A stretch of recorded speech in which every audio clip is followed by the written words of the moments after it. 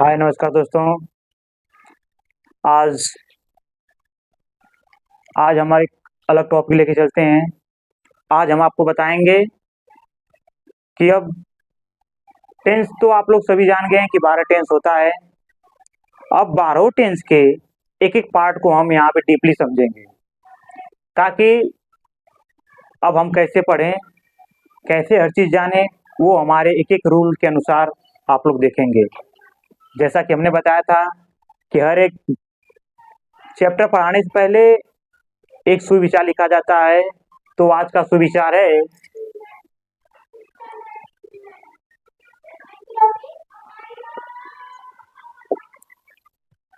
Nothing is impossible.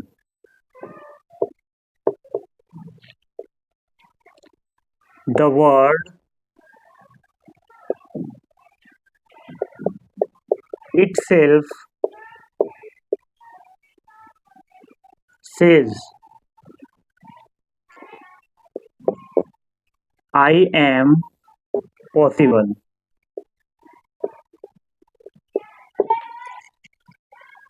मतलब कि nothing is impossible, the word itself says I am possible.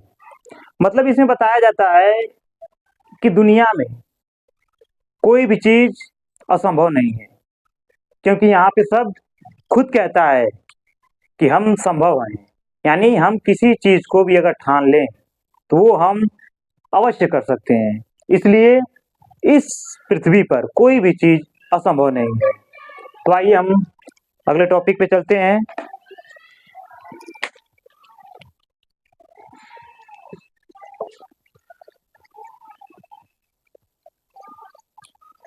आप लोग notes बनाते रहिए, क्योंकि ये नोट्स आपको काम आएगी। जैसा कि हम पहला टेंस लेके चलते हैं आपके लिए।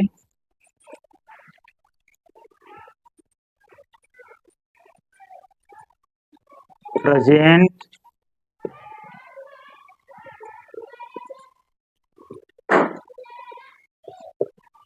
Indefinite tense. जैसा कि यहाँ पे पहला टेंस है प्रेजेंट इंडेफिनिट टेंस। इसकी पहचान होती है जिस वाक्य के अंत में ता है, ती है, ते है आदि शब्द आते हैं, उसे प्रेजेंट इंडेफिनिट टेंस कहते हैं। जैसा कि आप लोग नोट कर सकते हैं, पहचान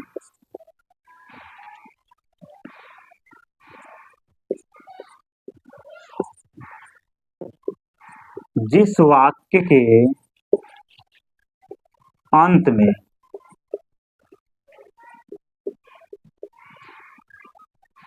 ता है, ती है, ते हैं आदि शब्द आते हैं,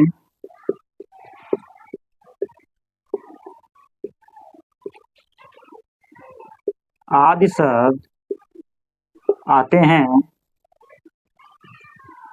उसे प्रेजेंट इंडेफिनिट टेंस कहते हैं। जैसा कि पहचान आप लोग देख लिए यहाँ पे कि जिस वाक्य के अंत में ता है, ती है, ते हैं आदि शब्द आते हैं, उसे प्रेजेंट इंडेफिनिट टेंस कहते हैं। इसके बाद आपका आता है हेल्पिंग वर्ब। यानी इसका हेल्पिंग वर्ब क्या होता है? तो हेल्पिंग वर्ब इसका होता है डू तथा डज। हेल्पिंग वर्ब इसका हो गया डू तथा डज। तो अब हम इसमें जानेंगे कि डू का प्रयोग किसके साथ किया जाता है और डज का प्रयोग किसके साथ किया जाता है। जैसा कि डू का प्रयोग अगर हम देखेंगे,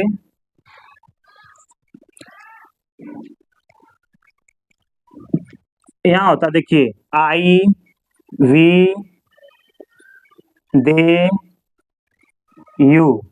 या कोई बहुवचन का कर्ता हो, बहुवचन का कर्ता हो, वहां डू का प्रयोग किया जाता है।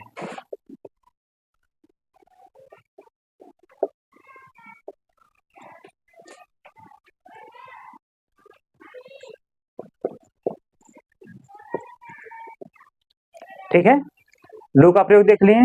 अब आपका आता है आगे डज का प्रयोग।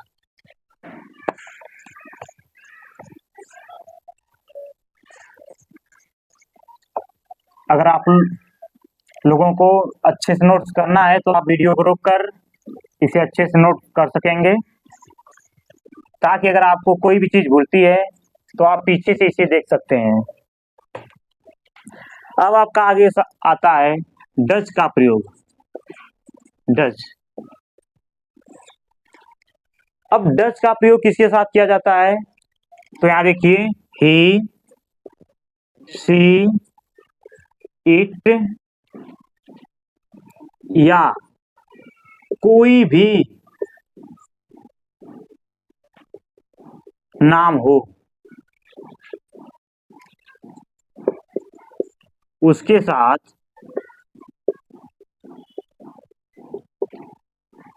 डज का प्रयोग किया जाता है।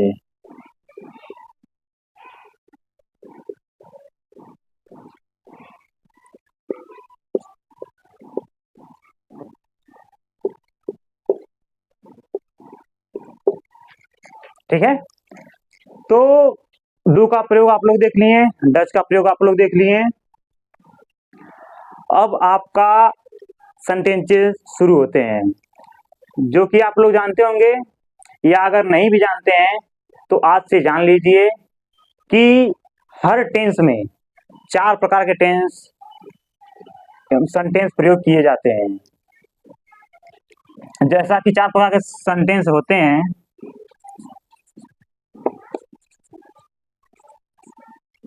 सेंटेंस, फर्स्ट सेंटेंस आपका आता है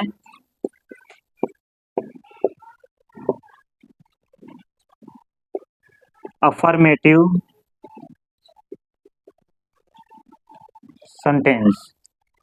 दूसरा आपका आता है नेगेटिव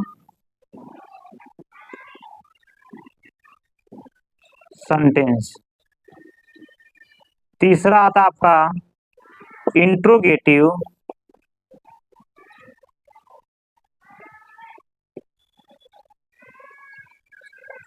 सेंटेंस। चौथा आता आपका इंट्रोगेटिव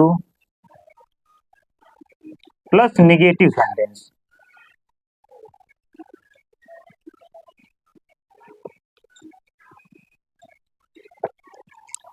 आप जो भी टेंस बनाएंगे उसमें यही 4 सेंटेंस पूरे टेंस में प्रयोग होता है।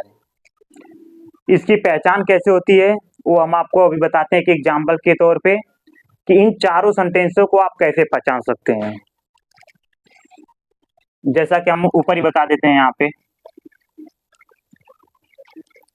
क्योंकि किसी भी सेंटेंस का अगर आपको प्रयोग करना है तो सबसे पहले आपको उसमें यह पहचानना जरूरी होता है कि आखिर यह सेंटेंस कौन सा है। जैसा कि हम कोई वाक्य ले लेते हैं कि वह बाजार जाता है, इसमें अफर्मेटिव सेंटेंस, अफर्मेटिव सेंटेंस का पहचान यही होता है कि वह एकदम सिंपल होता है, उसमें किसी भी प्रकार का नकारात्मक या प्रश्नवाचक का प्रयोग नहीं किया जाता है। जैसे कि वह बाजार जाता है, एक सिंपल सी भाषा है कि वह जाता है। ठीक है, तो इसमें अगर हमें इंट्रोगेटिव और नेगेटिव के कोई भी वर्ड अगर नहीं दिखता है तो हम समझ जाएंगे कि वो हमारा कौन सा सेंटेंस है, अफर्मेटिव। ये हो गया हमारा अफर्मेटिव। अगर आपको नेगेटिव पहचानना है तो नेगेटिव सेंटेंस का मतलब होता है नहीं, यानी नकारात्मक वाक्य। अगर इसी में कहीं नहीं जुड़ जाता है जैसे कि वह बाजार नहीं जाता है, अगर हम यहाँ पे नहीं जोड़ देते हैं कि वह बाजार नहीं जाता है, तो सीधा वो कौन सा हो गया सेंटेंस? Negative sentence. तो निगेटिव का पहचान हो गई कि अगर नहीं कहीं भी दिख गया तो बस तुरंत आप पहचान लीजिए कि वह निगेटिव सेंटेंस है। अब होता है, एक आता है इंट्रोगेटिव सेंटेंस। इंट्रोगेटिव का अर्थ होता है प्रश्नवाचक, यानी कोई भी सेंटेंस हो तो उसमें प्रश्न का बोध हो, तो वही हमारा इंट्रोगेटिव सेंटेंस कहलाता है। इंट्रोगेटिव बनाने के लिए यहाँ पे सिर्फ नहीं को हटा दिया जाता है। अगर हम यहीं पे जैसे वह बाजार जाता है, तो अगर हमें इसे इंट्रोगेटिव बनाना था, हम बना सकते हैं कि क्या, मतलब क्या वह बाजार जाता है, मतलब क्वेश्चन किया गया। जब हम क्वेश्चन वर्ड का प्रयोग करते हैं तो वो यहाँ पे चिन्ह क्वेश्चन मार्क ही आता है। तो देखिए, क्वेश्चन अगर आपको पूछा जाएगा तो एक पूछा जाता है व्हाट, व्हेन, हाउ, वेयर,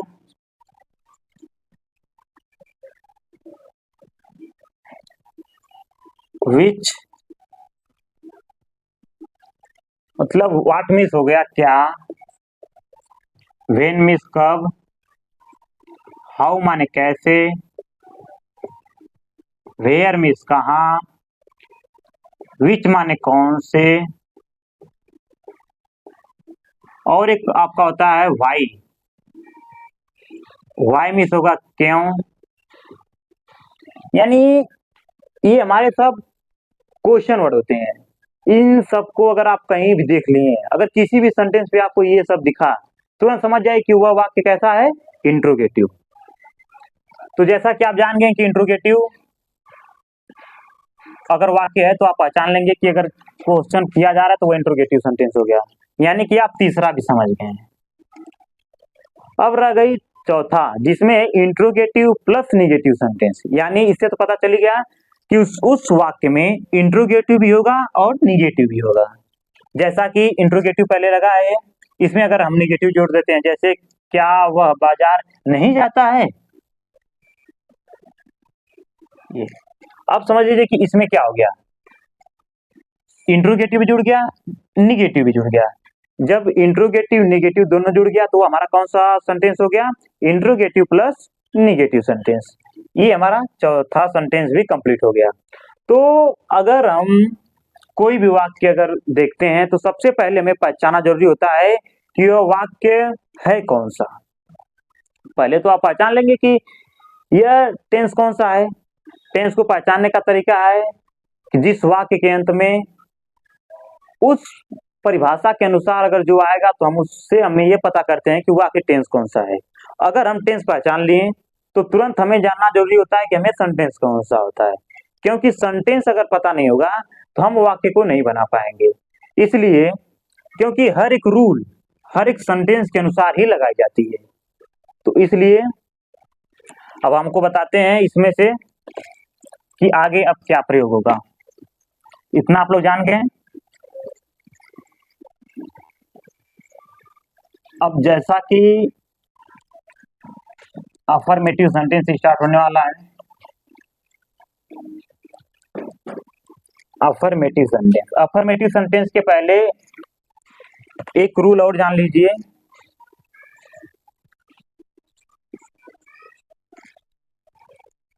कि प्रेजेंट इंडेफिनिट टेंस यानी इस टेंस में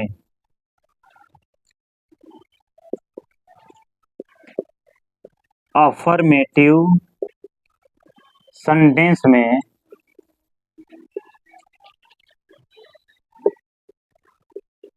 डू या डज का प्रयोग नहीं किया जाता है।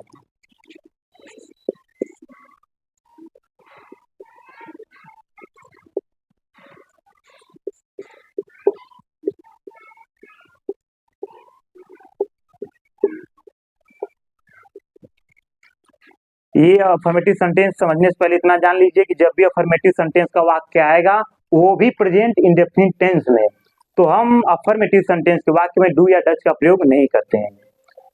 क्या करते हैं, बल्कि उसके स्थान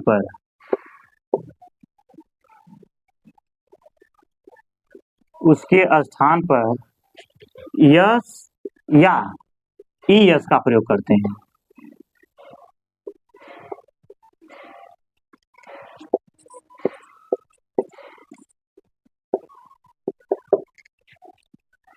कुछ वर्ड आता है जिसमें यस लगाया जाता है, या कुछ वर्ड अगर ऐसे भी आ सकते हैं जिसमें ईएस भी लग सकता है। जैसा कि आप समझ गए कि अफर्मेटिव सेंटेंस के रूल ये कहता है। अब हम आपको रूल बताते हैं कि अफर्मेटिव सेंटेंस का रूल क्या होता है और उसमें किस प्रकार का टेंस आता है जिसका हम प्रयोग अपने साधारण बोलचाल में कर सकते हैं। अफर्मेटिव सेंटेंस का रूल देखिए, सब्जेक्ट प्लस मेन वर्ब का फर्स्ट फॉर्म, क्योंकि मेन वर्ब का फिफ्थ फॉर्म तक चलता है, लेकिन हम इसमें कौन सा फॉर्म लगाएंगे, फर्स्ट फॉर्म। सब्जेक्ट लगाएंगे, मेन वर्ब का फर्स्ट फॉर्म लगाएंगे, प्लस ऑब्जेक्ट लगा देते हैं हम। और यदि हम मेन वर्ब लगाते हैं तो जब डू या डज का प्रयोग हम नहीं करेंगे तो इसी मेन वर्ब में यस या ईएस का प्रयोग करते हैं, जैसे कि यहाँ पे यस या ईएस।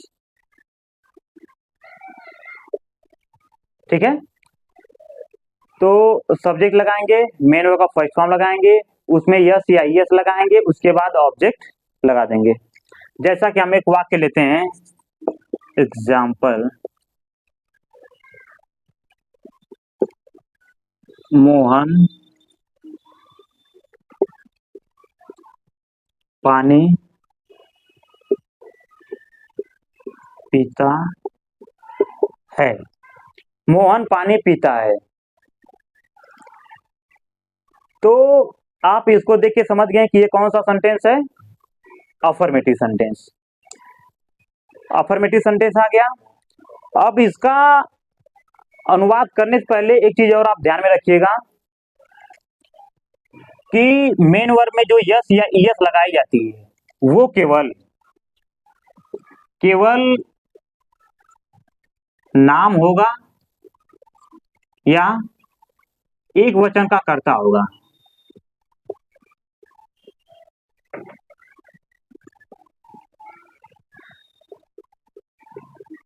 उसी के साथ से प्रयोग होगा।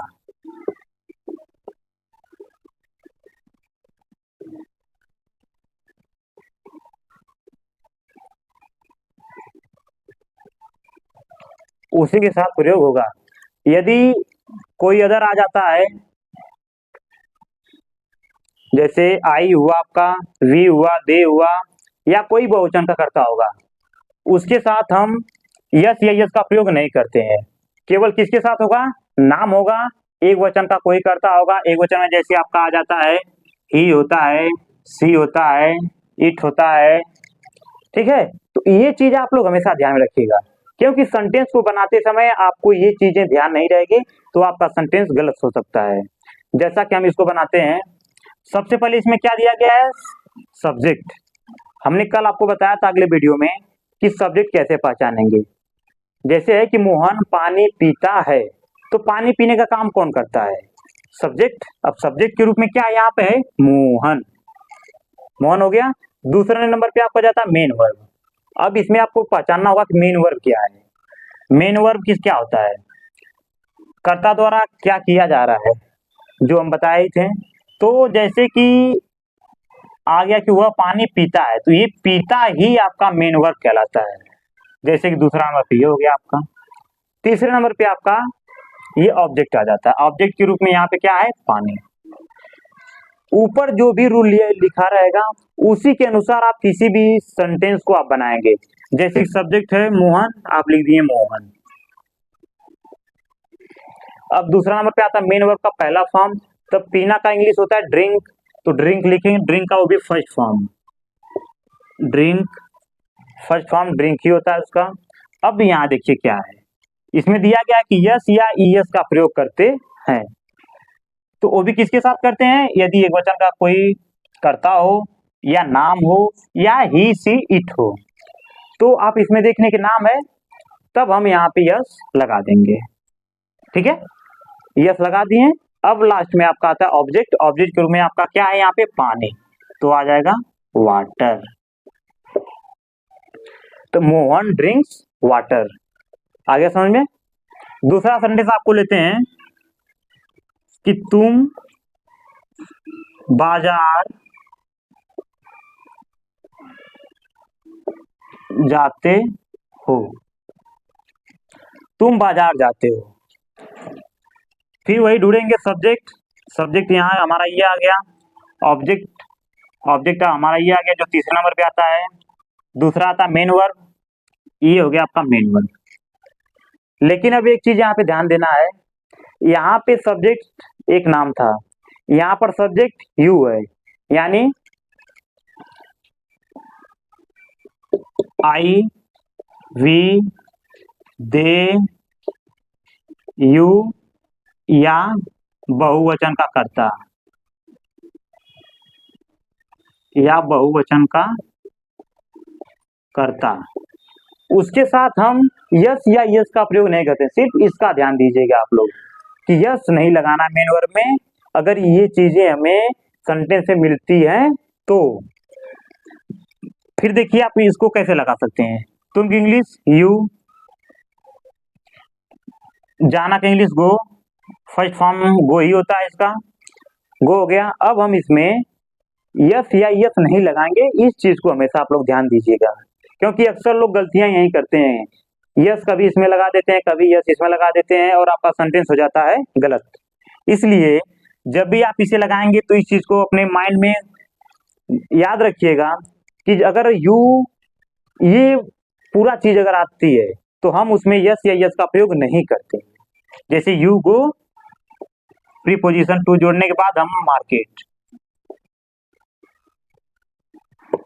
ठीक है, यू गो टू मार्केट, यहाँ यस लगा, यहाँ यस नहीं लगा, अंतर हमने आपको बता दिया। ठीक है, तो अंतर भी हो गया और इसे लगाने का तरीका भी हो गया। ठीक है, अफर्मेटिव सेंटेंस में डू या डज का प्रयोग नहीं होता है, हमने आपको बताया। लेकिन अफर्मेटिव सेंटेंस में ही डू या डज का प्रयोग किया भी जाता है, लेकिन वो कहाँ किया जाता है वो हम आपको बताते हैं।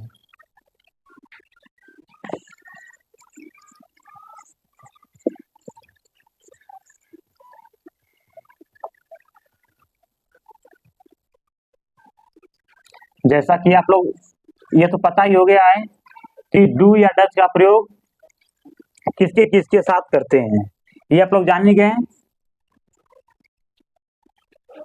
तो अब इसमें कब डू या डज का प्रयोग हो जाएगा, वो भी अफर्मेटिव सेंटेंस में ही। इसमें देखिए क्या लगाते हैं, सब्जेक्ट प्लस इसमें हेल्पिंग वर्ब। हेल्पिंग वर्ब में आप डू या डज लगा देंगे,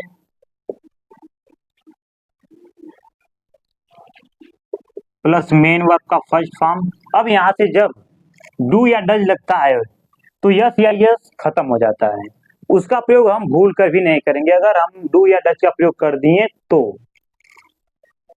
प्लस ऑब्जेक्ट।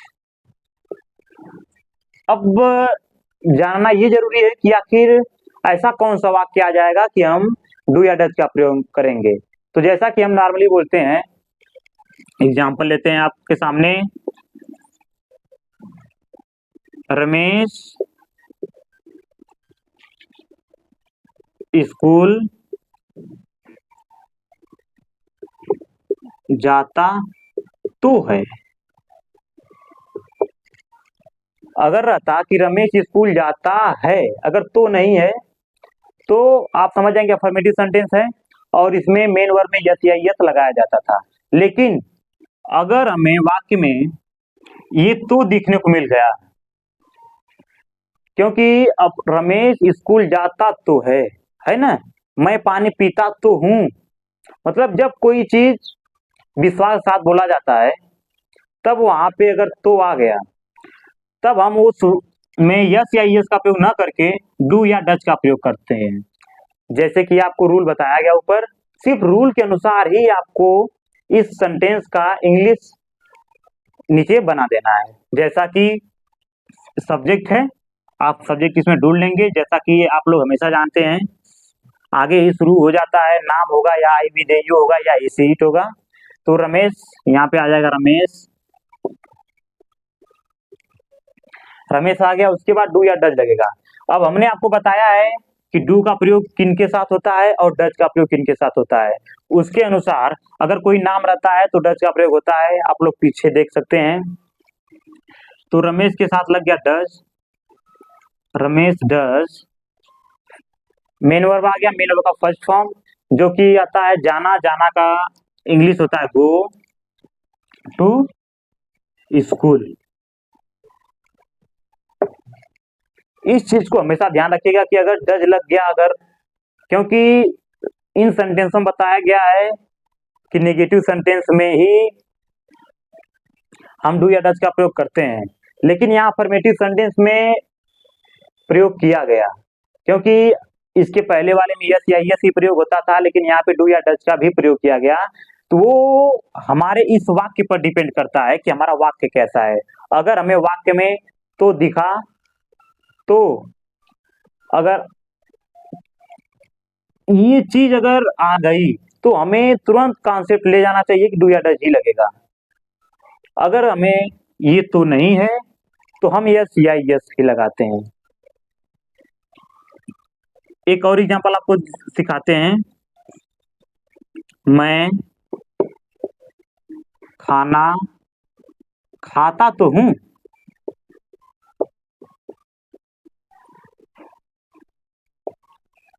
अब देखिए इसमें जैसे लग रहा है कि मैं खुद विश्वास हूं कि मैं खाना खाता तो हूं।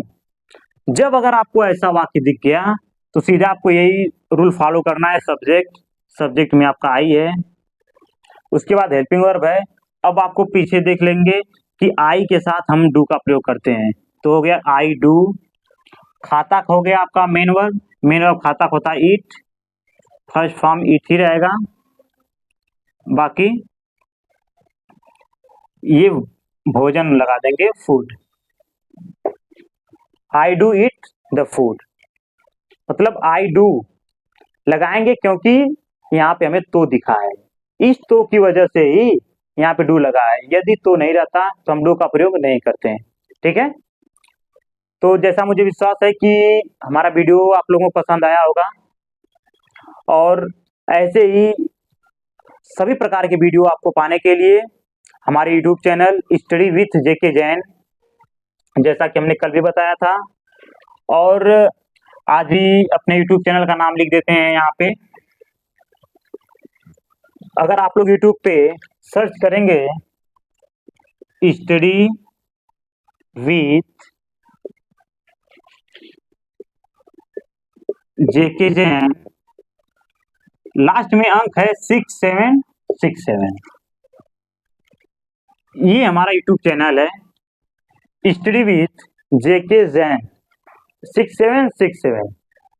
तो हमारे द्वारा अपलोड किया गया हर एक वीडियो आपको मिल जाएगा।